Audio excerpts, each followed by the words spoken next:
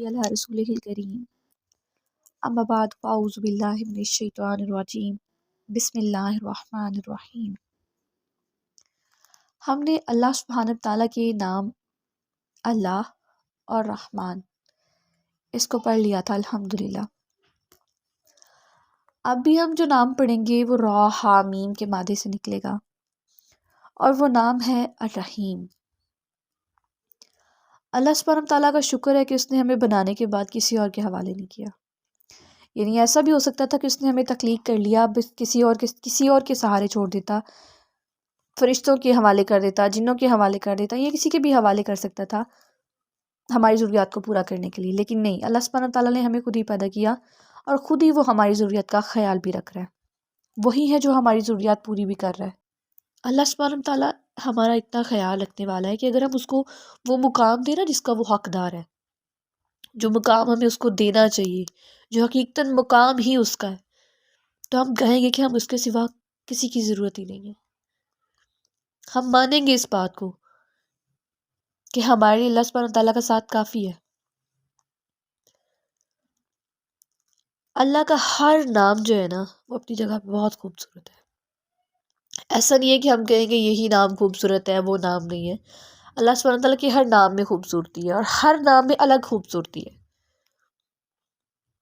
ہم ابھی آگے نہیں جاتے، ذرا اس لفظ کو دہرائیں، میرے ساتھ بولیے گا، الرحیم، الرحیم۔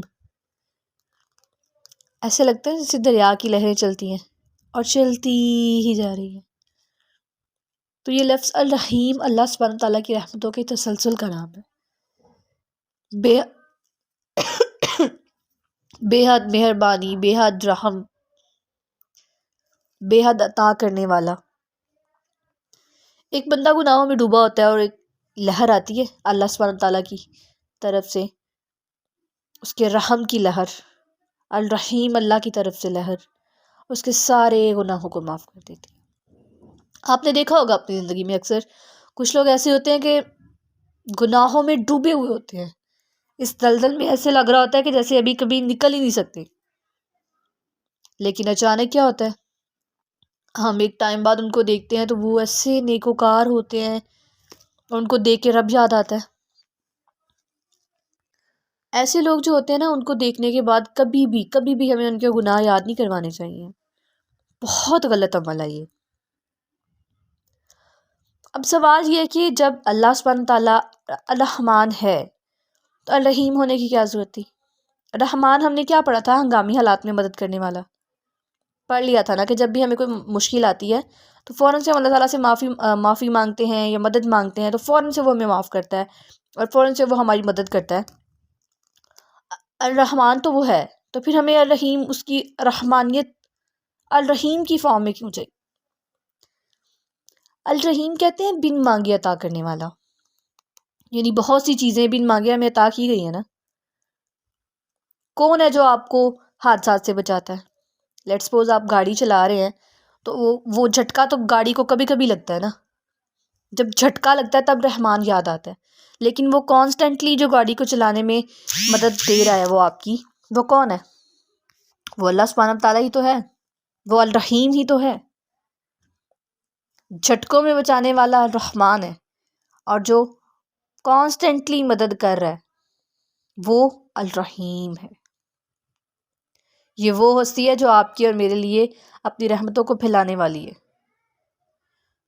جو جتنا ہم اس صفت کے تسلسل کو جانیں گے نا ہم اتنا اس کو انجوائے کریں گے، یعنی اللہ سبحانہ تعالیٰ کی یہ محبتوں کی لہر جو ہے، یہ کرم نوازی کی لہر جو ہے، یہ رحمتوں کی لہر جو ہے، اس کو جتنا جانیں گے ہم اتنا ہی انجوائے کریں گے، اتنا ہی ہمیں مزہ آئے گا۔ ہم انسان ہیں، ہم گناہ کرتے نہیں تھکتے ہیں اور ہمارا الرحمن الرحیم اللہ ہمارے گناہوں کو معاف کرتے نہیں تھکتا۔ کہیں نہیں کہا اس نے کہ تم نے اتنے گناہ کیے ہیں تو اب میرے پاس کیوں لوٹ کے آئے ہو۔ ہمیشہ یہی بات کی جاتی ہے، معافی مانگو لوٹ آؤ۔ اور میں بھی آپ سے ہمیشہ کہوں گی کہ اللہ سبحانہ تعالیٰ کی رحمتوں کے دروازے ہمیشہ ہمارے لیے کھلے ہیں، اللہ سبحانہ تعالیٰ کی طرف لوٹ آئیں، جتنے گناہ ہو گئے ہیں ابھی وقت ہے، ابھی موقع ہے، ابھی زندگی ہے، ابھی لوٹ آئیے۔ اللہ وہ ہے جو آپ کو معاف کر دے گا، اللہ وہ ہے جو آپ کو تھام لے گا، اللہ وہ ہے جو آپ کو ذلیل ہونے سے بچا لے گا، اللہ وہ ہے جو کہتا ہے کہ سمندر کی جھاگ کے برابر بھی گناہ ہو نا تو اللہ سبحانہ تعالیٰ کی رحمت جو ہے اس کا بھی حساب نہیں کرتی، جب معاف کرنے پہ آتی ہے تو سارے ہی معاف کر دیتی ہے۔ اور اللہ صرف معاف نہیں کرتا، اللہ صرف معاف نہیں کرتا بلکہ وہ خود بچاتا بھی ہے، پھر تھامتا بھی ہے۔ بڑا پیار آتا ہے اللہ کو اس بندے پہ جو گناہ کرنے کے بعد اس کے پاس آتا ہے۔ یہ انسان کی جو صفت ہے نا گناہ کر کے اللہ سبحانہ تعالیٰ کے پاس لوٹنے کی، یہ اللہ سبحانہ تعالیٰ کو بہت پسند ہے۔ الرحمن ہم نے دیکھا تھا ہنگامی حالات میں مدد کرنے والا۔ اگر اس حساب سے الرحیم کا ہم معنی دیکھیں نا تو ہم کہیں گے کہ ترس کھانے والا، ترس کھانے والا۔ غور کیجئے گا ذرا، دنیا میں اگر کوئی بندہ ہم پہ ترس کھاتا ہے نا ہمیں بالکل بھی اچھا نہیں لگتا، ہم چاہتے ہی نہیں ہیں کہ ہم پہ کوئی ترس کھائے، اور ہمیں دعا بھی کرنی چاہیے کہ اللہ سبحانہ تعالیٰ جی ہماری زندگی میں کبھی بھی ایسے حالات نہ آئیں کہ لوگوں کو ہم پہ ترس کھانا پڑے۔ مگر اللہ سبحانہ تعالیٰ کا ترس، اللہ سبحانہ تعالیٰ کا ترس جو ہے یہ ہماری زندگی کو خوبصورت بناتا ہے۔